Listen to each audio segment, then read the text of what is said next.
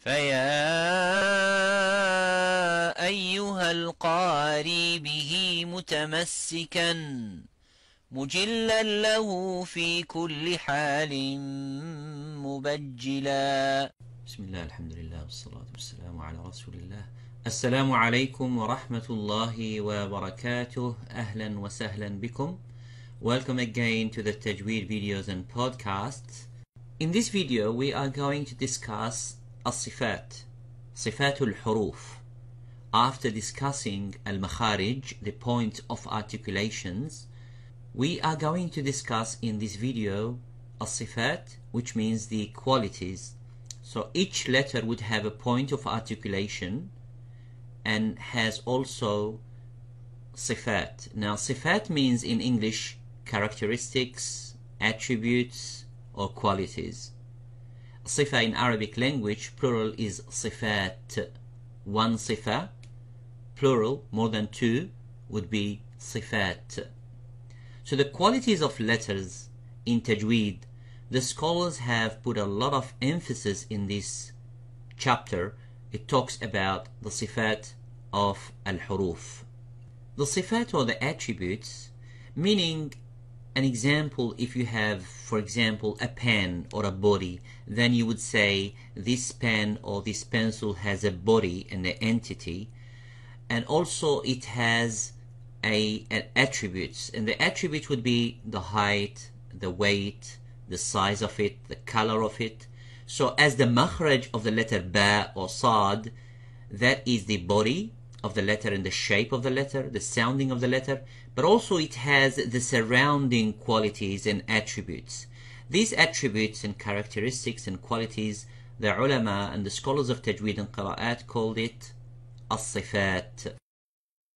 So firstly we are going to see what is the definition of sifat or sifatul harf, and secondly we are going to see what are the benefits, which means why do we need to know sifatul huruf. We have already discussed makharij al-huruf, so what is or what are the benefits of knowing sifatul huruf.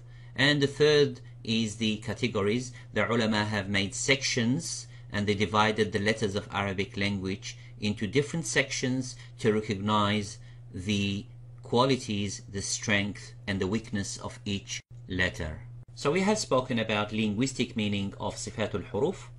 So the technical meaning is the manner of the letter when it occurs at its makhraj, at a point of articulation. And we will understand more clearly what we're talking about, the definition and the manner of sifatul huruf, when we jump deeply into the topic. The benefits of learning sifatul huruf.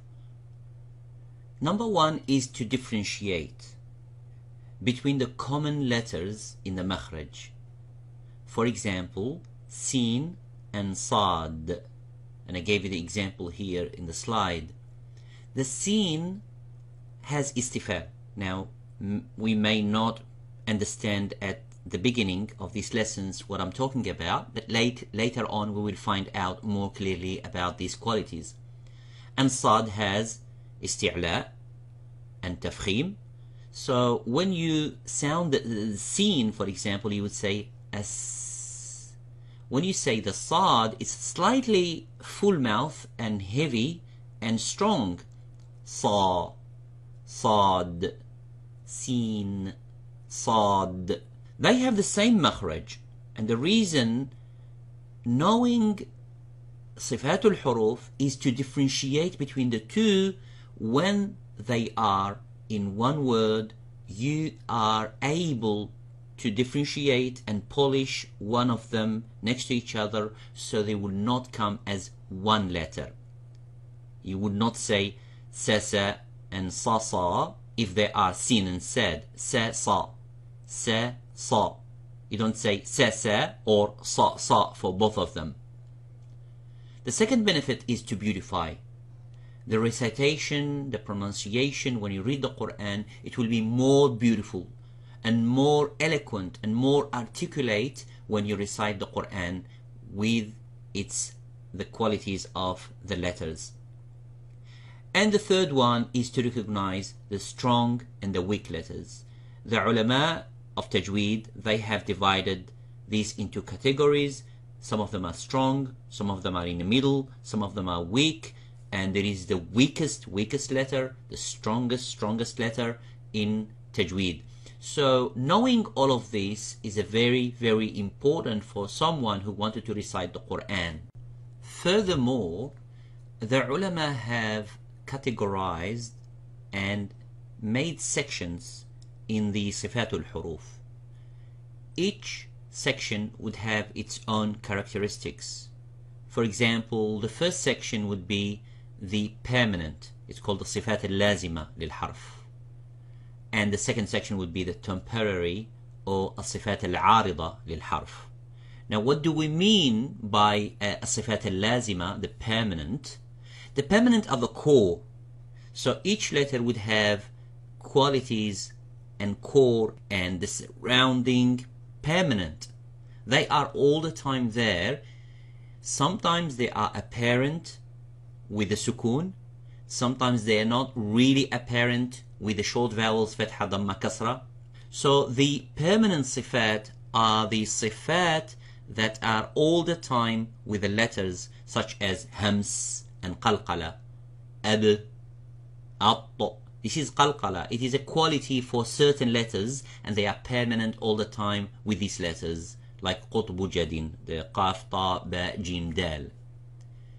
And sifat al-lazima like al-hams for the sin, for example, or ha, as. So the flowing of the air coming, it is sifat al-hams, the whispering. So sifat lazima means they are there all the time. The letter that has a permanent quality and permanent sifa, it is always there because it is the core. But there are certain qualities called sifatun arida. They are temporary, so they are for a reason there, like the idgham, al-idhar, al-qalb, al-ikhfa, al-mad, al-qasr. For example, the mad. You would not make the mad for each letter in the Quran.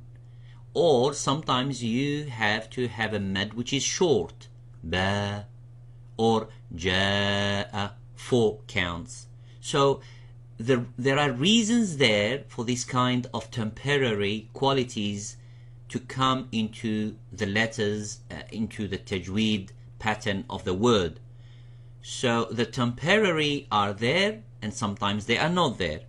But sifat al-lazima, they are different than sifat al-arida.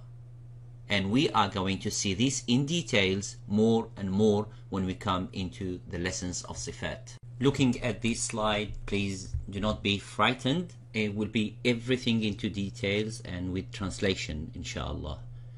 So the scholars and the ulama have made a lot of details. Some of them have made almost 40 sifat in the categories of the permanent.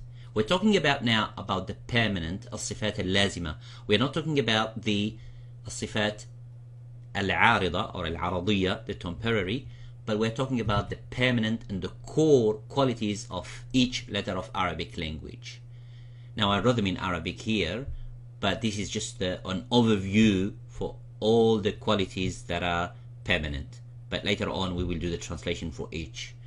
So as I said, the ulama like Makki ibn Abi Talib, one of the greatest scholars of ilm al-qira'at and tajweed, has made it into 40 qualities. Ibn Barri, the famous scholar of riwayat Nafi', has made them into 14 according to his research and work. But Al-Imam ibn al-Jazari have selected 17. This is exactly the number of makhariju al-huruf, 17 letters, and sifat al-huruf are 17 qualities and attributes. So as you can see on the right side, the qualities with the opposites, there are 10, 5 and 5. So 5, al-hams, the opposite is al-jahr, al-shidda, the opposite is al-rakhawa, al-isti'la, the opposite is al-istifal, al-itbaq, the opposite is al-infitah, al-idlaq, the opposite is al-ismat. Now the other section, it's called qualities without the opposites. لا ضد له. So these qualities لا ضد له or لا ضد لها, which means that there are qualities are by themselves without any opposites. So الصفير, الانحراف, القلقلة, التفشي, اللين, الاستطالة, and التكرير. All of these will be in details explained in the coming videos inshallah. Hope you enjoy. وجزاكم الله خيرا for listening, and see you in the next video. والسلام عليكم ورحمة الله وبركاته. هنيئا مريئا والداك عليهما ملابس أنوار من التاج والحلى.